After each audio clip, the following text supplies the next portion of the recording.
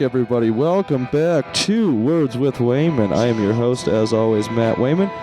Please support us online at Words with Wayman on Twitter, Words with Wayman on Facebook. Everybody, we've got a very special episode today. Please welcome to the podcast, Ed Werner, everybody. Thank you for coming out. Very fine. Yeah, we're going to have a good old podcasting time, is what they call it in the podcast circles, I guess. I've been reading some blogs these days. As you know, I've told you this before, this is kind of just like a creative podcast, and you are definitely very creative. You come out, you do our show once a month, every month, doing Penny from Heaven, Penny's 2 cents. Yes, thank you very much. That's a very nice opportunity you're giving me. Yeah, we have a blast. It's a good old time. Right. And yeah, I first met you through the comedy scene up here, but I kind of wanted to just have you out to talk about. You just had kind of an interesting journey at this thing that we all call life. I guess is the best way. Where were you born at? I was born. Oh, we're gonna go back. Okay, we're gonna go back. Do we do the past quickly and then get into the future? Okay, we'll do that. I was born February 4th, 1961, on Staten Island. Ooh. Born and raised. On Staten Island. On Staten Island, New York. How was that as a kid to grow up there? Pretty awesome. It was a lovely place to grow up. It really was. Yeah. I mean, had a good time too. I grew up with 3 brothers. We're all about the same age. So I had 3 brothers myself. Okay, so you know what that's like. Very competitive. Oh, yeah. Right, but fun, right? Uh-huh. And there's always kids around. Yeah. Playing outside, which a lot of kids don't do these days and stuff. You know, make up your own games, make up your own rules. Yeah. Right. So that was like very, very, very, really, really nice. I went to Catholic school right around the corner, and the school was kind of an extension of your family. Of course. All knew my parents. Are we the same person? Because I went to Catholic school too. The whole altar boy thing, which was a very positive experience. Mm-hmm. I was an altar boy too. It was a very positive experience. Okay, yeah. So I did. There's good priests out there. Everybody always says there's bad. You know, when I grew up, there was some really awesome, amazing priests that. I mean, they were drunks, but they weren't. They wouldn't diddle with the kids. You know, it's an interesting thing. If you go back, say, in the 1920s, 30s, 40s, the people who were raising children within the Catholic Church would have families of 4 or 5 kids. Yeah. And the highest honor for any family was to have a child go on to be a nun or a priest. Absolutely. That my grandma still thinks that way. She wanted me to be a priest real bad. But the gentlemen who were priests, when we would go to Mass on Sunday, they were the kids that were the brightest, most articulate kids in the class. They became So when they gave a sermon on a Sunday, at least me, they'd make all kinds of references to literature. And I don't know, it was really quite interesting. Mm-hmm. You were getting a nice little oratory every Sunday. Yeah. That was really, to me, the prayers and everything were nice, but that was... The lessons that were taught through stories. This is what's going on around us. This is, try to, I guess, in a way, tease some meaning out of the gospel. But really, basically say, if we're going to be good people, these are current events, this is the way we should be thinking about it. And well, they're guiding people and giving people, like, kind of not telling people how to think, but just they definitely had a lot to do with how people were thinking. Yeah. But I candidly think the setting today, I mean, I hate to disparage anybody doing anything, but it seems to me, I don't know anybody who went into the priesthood. And I don't No. Certainly, I don't either. I think maybe one kid. Yeah. It was just kind of one of those things. I don't know who becomes a priest today. I don't either. People in like really, really small towns, I feel like a lot of times. I don't know. I had been inundated with it so much when I had to go to Catholic grade school and high school, going to church 3, 4, 5 times a week and stuff like that. And I was really into it for a while, and then I just kind of was like, no. Because I think it was a time constraint, too. It was like, man, we're going all the time, and it's not necessarily fun. I mean, you go to 5 masses a week. That's just a lot for anybody. I didn't do that, but we would do like the Stations of the Cross. Mm-hmm. Oh, yeah. And, 5 times a week is... Feel Jesus' warm breath on your neck. Step up close to Jesus. Feel Jesus' hand on your thigh. Here's a little... The daily masses, they used to do a 6:45 a.m. mass. Whoa, yeah. And because my brothers and I, we were right around the corner. Very often we'd get down to Sunday. I'd do the 6:30s, yeah. Didn't like that. I didn't either. But I honestly felt, too, though, there was something really cool about being in a church that early when, like, nobody else was there. That's like, true, there is, like, some presence or something, I just liked the nobody being there, I guess. I know exactly what you mean. Right. Like, the peace, and it's just so quiet and but just there's still reflective, I guess. There's still that incense in the air. Yeah. It hasn't been lit. It's still just hovering in the air. You get that. Absolutely. I like doing that little incense thing, too. That was fun. Right. What do they call that? I forget. It's something. That was like the best part. Swings down and flames up. That was a blast. You and I had the same childhood. Yeah, we're I the was on same. Staten Island, Missouri. So anyway, I went to college in Buffalo. Buffalo? I got some Fredonia, family up New in York. Buffalo. Yeah. What's the college called? Fredonia State. Fredonia State. Yeah, I studied political science. Yeah. Which I really like that. Of course. I almost went poli-sci. My dad's a lawyer. He tried. I go, business, baby. Well, that's what I did. I did business at first, and I Nice. took poli-sci electives. And then I decided, well, just switch my major over because that's really what I liked. Yeah, you got to go with what you like. So we did that, and then I went. Were you a partier in college? Oh, yeah, big time. Yeah. Getting drunk, doing drugs? Not really drugs, just beer and weed. Yeah. That's all. That was I love beer and weed. It's enough. People think, why do you got to do a bunch of coke? It's like a beer and weed, if done right and properly, is quite enough. Yeah. For mind expansion. We're wasting time, I guess, whenever you look at it. But we did a lot of that stuff. Mm-hmm. So You should. Anyway, so then I got out and I got married right away, very quickly. How did you meet your wife?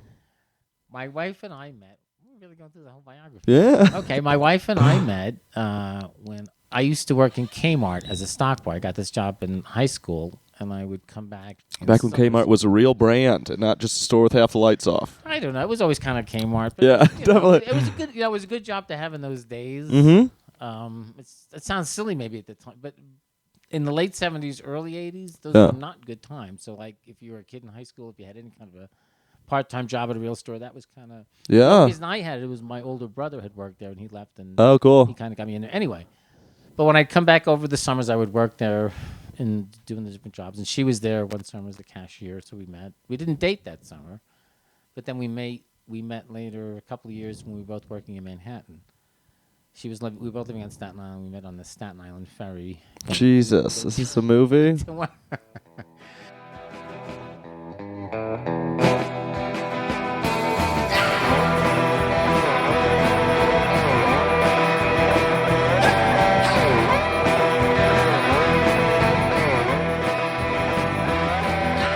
Started a family right away. I went to law school at night. I Nice. worked as a legal assistant in the Prudential Law. Yeah. I was there for the '87 crash. That was weird. Whoa. It was scary.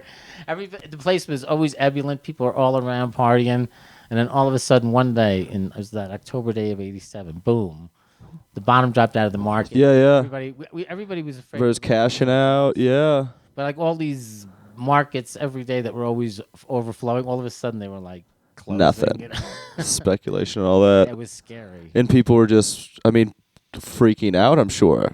Yeah, because it was just really, really weird. It was just the market went up and up and up and up and up, and it seemed like, it wasn't going to ever stop. There's no reason to think this is ever going to stop, and all of a sudden, boom. It was that time when everything was, growing. This is like the Reagan years. Yeah.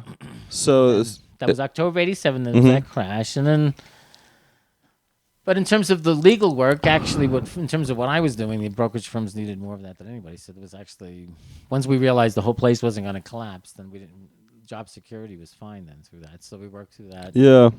But I got my law degree, and then the '90s, and then working doing law at night. I'm sure those were the days. I'm sure, right? I as a child, I remember my dad going because he was like I was like 4 or 5 when he was going through law school. So I remember him. He did the same thing at nights, and I just remember him pulling his hair out. Staying up, having it being like one of the hardest things. He said it's the hardest thing he's ever done. But once you do it, you feel like you can do anything. Yeah, absolutely. That? I don't know. That's he also said it was the best thing. Thing to say, but it is like yeah. I had him on the podcast and we were talking about it. It was oh, really? yeah, because it was stuff like that. I remember I feel like you have these memories of your parents and your family, but then you kind of, when you talk about them with them, they kind of change a little bit, and you kind of get a more broader spectrum of what actually happened, and not just what you remember. Yeah. Because at least my memory is a liar. What kind of lawyer was your dad? He does a lot of workers' comp stuff, just pretty much suing insurance companies. Okay, no, that's his great. thing. Yeah. I've always looked at it, and it was weird to me because I think, for a while there, lawyers were getting a bad image as being sleazeballs and being ambulance chasers and stuff like that. Yeah, there's a lot of them that are terrible, but it's that's just a representative population of that certain job. But from all I've ever known that he's done is just taking money off insurance companies that are posting 100% profits every year and all that. It's I never thought it was a bad thing.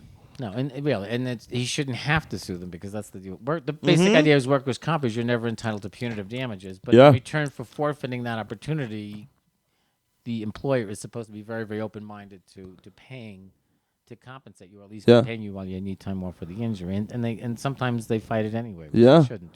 So your dad's doing great work. I think he's doing some great, and he does a lot of pro bono work. He does a bunch of, there's like a huge Bosnian population in St. Louis, and he helps them out, and because there's a lot of lawyers that just won't Right. help people out. Right, they're there for the buck. Right. They're there for the cash. So what kind of law did you get into? I did securities law. Yeah. What I used to do is when I worked at Prudential, and then when I got my law degree, I went for Payne Weber. I was litigation counsel. It was very exciting because I never traveled. I used to travel around the country. That's awesome. I told you to get the burps into the microphone. I want the burps on the podcast. This podcast does not have enough burps on it. I'm sorry, everybody. Please forgive me if you heard the burp. No, I was litigation counsel. We used to represent brokers when they were accused of wrongdoing by the investors. Most of the cases settled, but a substantial portion did not. Yeah. Because you're not technically practicing law, you're not in court. I mean, they would always you'd have to be an attorney to get hired there, but you were forgiven of any responsibility to be admitted in each state's bar. Okay. So you could travel around and do arbitration hearings all over the country. Yeah. Quite nice. That is quite nice. Yes. So I got to kind of see a lot of the country, get paid handsomely, pretty well. Okay. Wasn't great. But yeah. It should have been more, but no. But yeah, we did okay. And then I got a job at a firm downtown Manhattan, Kalamazoo and Marticello, which is no longer there. And then I had my own practice in Jackson, New Jersey. And then when I kind of like that better because then I was working for yourself, investors suing the brokers. Yeah.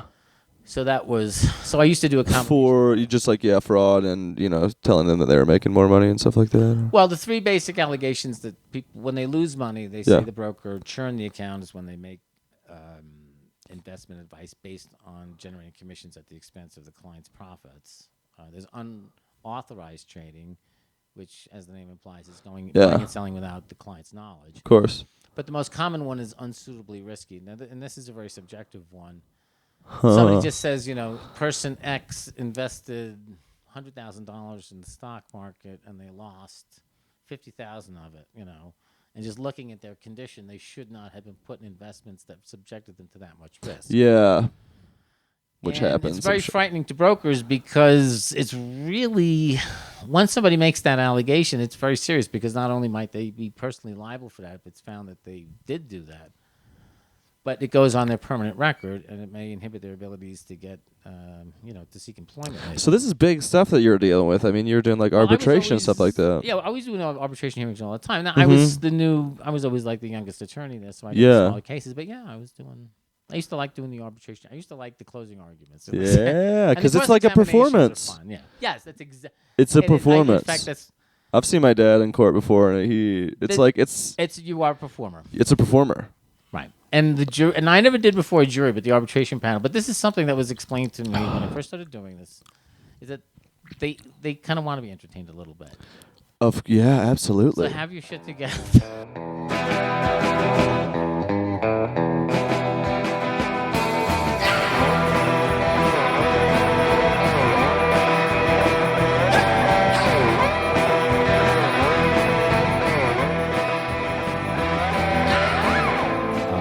I have 4 children. My oldest son, this is September 27th, 1997, was murdered. And then I had a breakdown and everything stopped. Oh yeah, understandably. All right, it was a case that involved the person who murdered him had been assaulted himself by somebody he had met on the internet. Mm-hmm. The internet was very novel at the time. Yeah, new. So this case drew a lot of media attention. And out of that, people would ask me to get involved in certain things. So I spoke out on a couple of issues. Yeah. The Democratic Party asked me, and I said, okay. Which is super brave of you to do. Well, not really, no. But the Democratic Party asked me to run for a seat in the Assembly, which I tried. This was 1999, which I did not win. But then I met at that time, it was Jim McGreevey, who later went on to become governor. And a couple of other people. But Jim McGreevey actually arranged for me to get a position as a deputy attorney general there. Yeah. So I worked... Which is a high-ranking position. Well, I don't know. I mean, I used to give advice on Megan's Law, but I was always a very junior person there. Yeah. I mean, I was really actually very, very impressed from the time I started there to the time I left at the Attorney General's office in New Jersey, but how professional people were and how hard they were. There really are a lot of good people who really do want to do a lot of good work there. Absolutely. Because I feel like that's a strong reason why people get into that. Or at least in the beginning. In the beginning. Well, yes, in the beginning, yes. I think, sadly, the office in New Jersey is expressly set up for the purpose of fighting corruption. Yeah. But that's the one thing they don't really do. I would say that. Because, as I said, there are people there that fight corruption. Oh, yeah. When they do good work, but... there's always going to be some bad seeds. They don't generally go after people who are politically well-connected. And that's just the sad truth. But anyway... Yeah, right there, I do want to say we do 2 15-minute episodes, so I'm going to shut this one down while we're in the heat of it, and we'll come right back for a part 2, and we'll pick up right here, talking about when you assistant D or attorney DA, assistant attorney Deputy Attorney General. I like the ring of that. Before we get out of here, you want to give some plugs, like talk about your shows if you want, sure. or like wherever everybody can find you at, because you do a lot of the comedies as well. We do Capital. We're doing some of the other your life stuff, but you do some zizzle zazzles as well. Yes, we do Capital Hilarity at the Blush and Blue. I love that show. Thank you very much. We have a lot of fun doing that. Yeah, it's a super fun show. With Brady Quarterman. Thursdays. Kara Williams is every week with us now. 8 o'clock, right? Thursdays at 8? Thursday, 8 o'clock at the Blush and Blue. On Colfax, everybody. Yeah, come up to Denver and go see their show. We have a political guest on. We're having Senator Stedman on tomorrow night. He's wonderful. Heck yeah. This will be out after that, but people... this will be out Saturday. But I'm sorry. Okay. No, you're fine. But we do have an interesting guest every week. Yeah, you do a lot of... activist, or we had Denver. I like having... Denver Homeless Out Loud. Or you have a lot of cool guests. I think that's really awesome. I think that's like, we go to these comedy shows all the time, and I see so many comedy shows, so I like to see more interesting ones that kind of switch it up a little bit. I think the interviews do that, and some of the sketches you guys do that as well. Sketch for every show, yeah. So. Cool. Well, you guys, thank you so much for listening. You can find us online on Twitter at Words with Wayman. On Facebook, Words with Wayman. I'm about to let out a big burp myself, everybody. Thank you guys so much for listening. We'll be right back with part 2 with Ed Werner.